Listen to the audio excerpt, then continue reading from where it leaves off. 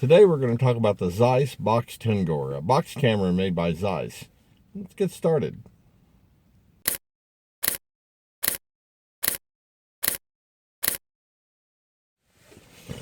Hey, good morning. Riley and I are out this morning. Again, I was wanting to get out and shoot that Seneca 4x5 old camera. Typical Oklahoma winter fashion. It's cold and windy outside.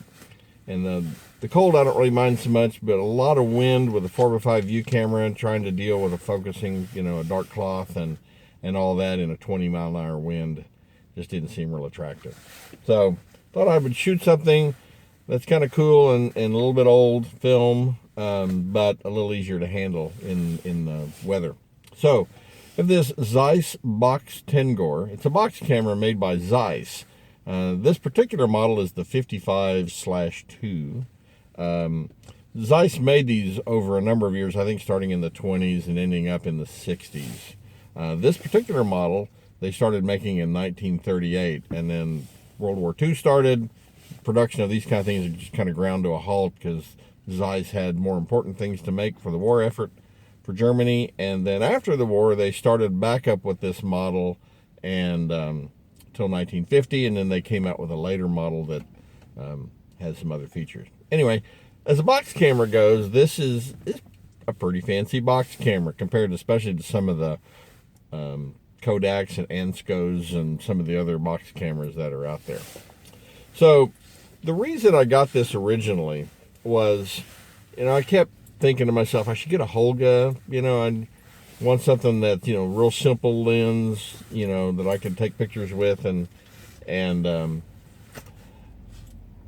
I just, there's something about the idea of a very cheap plastic lens that just I struggle with. As somebody that used to repair cameras and loves really good optics, that plastic lens thing bothered me. Now I love pinhole photography. And it's not actually a lens in the traditional sense, in that there's no glass. It's just a hole in a piece of metal. And so I expect, a certain unsharpness, as it were. But even my pinhole cameras take better pictures than some of those plastic lens cameras. I do have a Diana. It's an early Diana. And I just can't fall in love with it. The images are, I guess that's why they call it an art lens. They're not sharp. They're kind of strange looking. I don't know. It's something I haven't found a way to fall in love with it yet. And loving cameras that are well made and beautiful, I thought, maybe the Box Tengor would be the way to go. It's better than your average box camera. They're not very expensive. Box cameras in and of themselves just aren't. But let's talk about this one. It's got some really neat features. I'm going to kind of bring it up a little closer here. So this has starting with a Goer's Frontar lens. Now it's not a meniscus lens. It's not just a single piece of glass like a lot of box cameras. It's actually a cemented achromat, which means it's two elements cemented together. The same type of lens arrangement you would have, say, in a telescope, or some of the early long focal length lenses, like the Killfit 400 millimeter that I did a video for a while back. A cemented achromat does have some correction, and in longer focal lengths, it actually can produce pretty good image quality. Now, the focal length on this is roughly about 100 or 105 millimeter from the lens to the film. So it's not a terribly long lens, but it is a cemented achromat. Now, it's got three apertures. I don't know if you can read it, but there's f11, f16, and f22 that you can select down here at the bottom. And there's three focus settings. There's, I think it's 8 meters to infinity, 2 to 8 meters, and then 1 to 2 meters. And the way that works is it actually swings in two different little close-up lenses in behind the main lens. So as you select different focal lengths, it's like a curved piece of metal with these lens elements placed in it, and as you swing this little lever, it just brings those in behind the lens.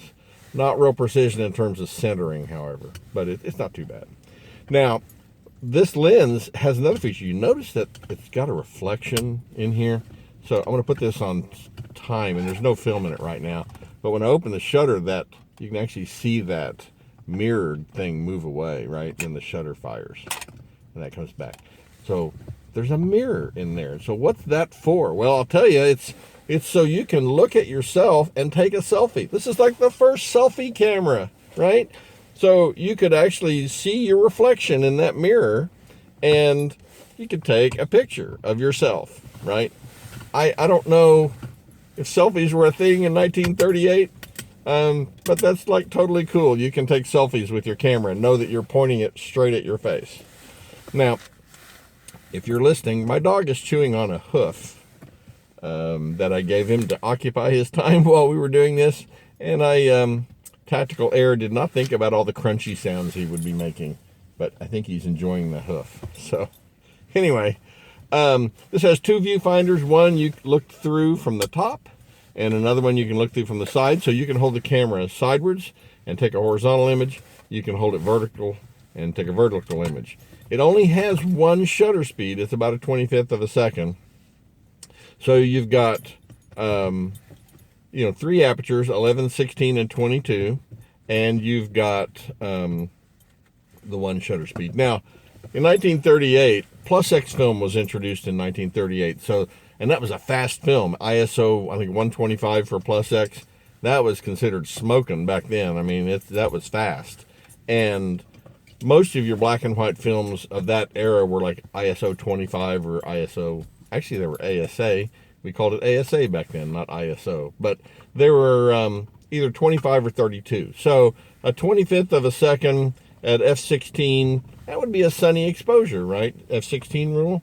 So that combination kind of makes sense. Today, I probably should get some slower film. Ilford does make, Pan F that's 50. But all I had on hand was some FP4 Plus. And so if I set this to F22 at a 25th of a second in bright sunlight, I'm going to be one stop overexposed. Now, if I'm in the shade, however, I can open up 2 stops and I'm already one stop overexposed. So in the shade, I can gain 3 stops, but shade compared to bright sunlight's about a 5-stop difference. So still going to be a couple stops underexposed. So depending on what I shoot, I'm going to have to really count on the latitude of the film to help me out some. Now, this does have tripod sockets. They're the old European, or I think equivalent to 3/8/16 US. There's one on each side there, so you can mount this on a tripod. But, I really thought it's a box camera, and so I'm going to try to hand hold it. The old rule of the shutter speed being roughly equivalent to the minimum, or the the focal length of the lens being roughly equal to the minimum shutter speed that you should handhold really applies to 35 millimeter cameras. So like on a 35 millimeter camera with a 50 millimeter lens, you probably don't want to handhold below a 50th or a 60th of a second. With, a 135 millimeter lens on a 35 millimeter camera, you wouldn't want to handhold, say, below a 125th. However, on a 6x9 camera, the 105 millimeter lens that's on this is basically the same, image ratio as, or gives you the same field of view as a 50 millimeter lens on a 35 millimeter. So, potentially you should be able to handhold that down around the 50th of a second. Since this doesn't have a moving mirror and the shutter really doesn't vibrate the camera or anything, and I've shot rangefinder Leicas down to a 15th, even an 1/8 of a second handheld. So I think I can probably handhold this steady enough. We're going to give it a try. This kind of a neat thing here. It does have a wind knob, but it uses the little red window to tell you when you're, on the next frame. Shoots 120 roll film, but this does actually have an interlock so that if you haven't wound the camera, you can't take another picture. So you wind the camera, you can take a picture, but then you can't take another one until you wind the camera again.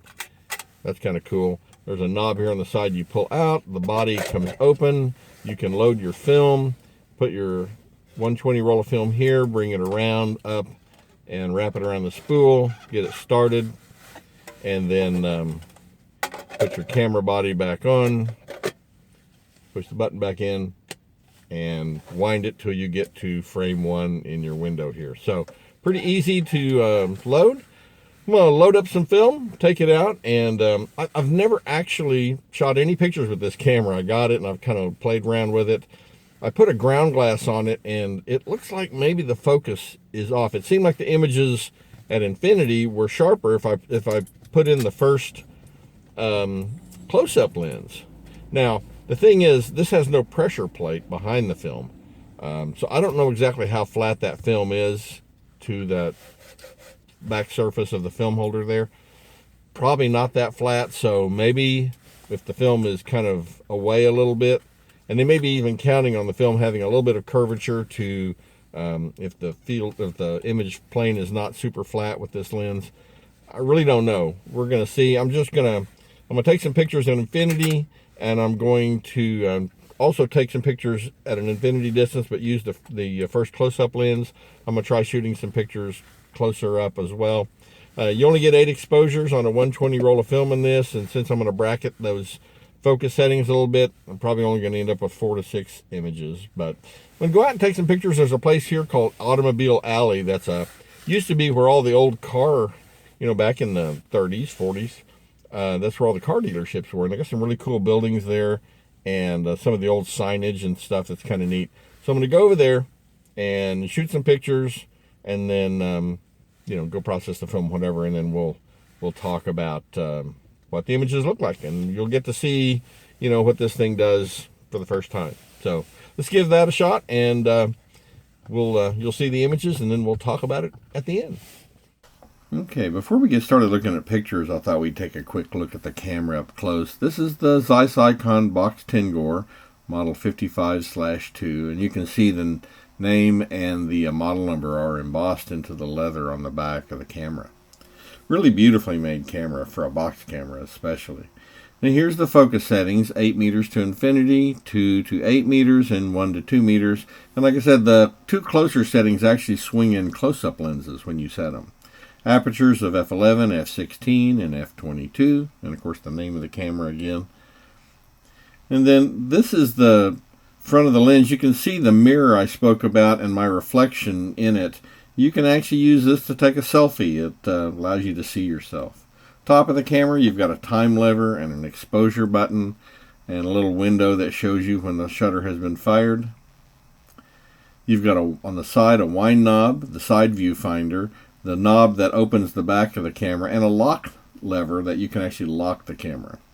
This is the little badge that was inside the case that shows the original dealer that sold it. Looks like in Germany. Now I mentioned going to Automobile Alley. As it turns out, those buildings and all the signage that shows all the old car stuff is all covered up with Christmas lights. So I came to another location. This is the Opubco building, and this is with the focus set to 8 meters to infinity. And here's another image with the focus set in the 2 to 8 meter range. And the next image you'll see, we zoom in close. This is the infinity setting. And you can see it's the detail is not super sharp. Of course, again, it's just a very simple lens, but with the 2 to 8 meter setting, the image became much sharper. So I was right. The focus is off, so if I use this thing at infinity, I'm going to need to use the 2 to 8 meter setting. Now this building, you may recognize from the Tulsa King TV series on Paramount as the Mayo Hotel, but this is actually where the Daily Oklahoman used to be. My dad, as a photojournalist, used to go in and out of there. Now this is a building in a part of downtown Oklahoma City. It's got some art on it. And again, this is the infinity setting. This next image is the 2 to 8 meter setting, and again, even without zooming in, you can see it's got better detail. Another building, it's an old building that used to be a cafe, and again, we're looking at the 8 meter to infinity setting, and then the 2 to 8 meter setting, and so I'm going to basically just use that setting as infinity if I use this camera again. And then I took one picture with the 1 to 2 meter setting close up to this car, and it's got some nice detail in it. It's not super sharp. Well, there you go. Thanks for joining me playing with this camera. I've really kind of enjoyed using it. As a box camera, this is a pretty fancy box camera. You know, if you lived in Europe or Germany, this would, you know, a lot of households would have something like this. This would be a pretty common thing. Much like the Kodak box cameras that you would see in America. You know, they were inexpensive, easy to use. You just, you know, push the button and take a picture. It wasn't very complicated. You didn't have to know a whole lot about photography to use one of these. So anyway, really enjoyed doing this. If you have any thoughts or questions, please don't hesitate to leave me a comment. I always love it when you do that. If you would, please click the like and subscribe buttons so we can help the channel grow. And as always, thanks for watching.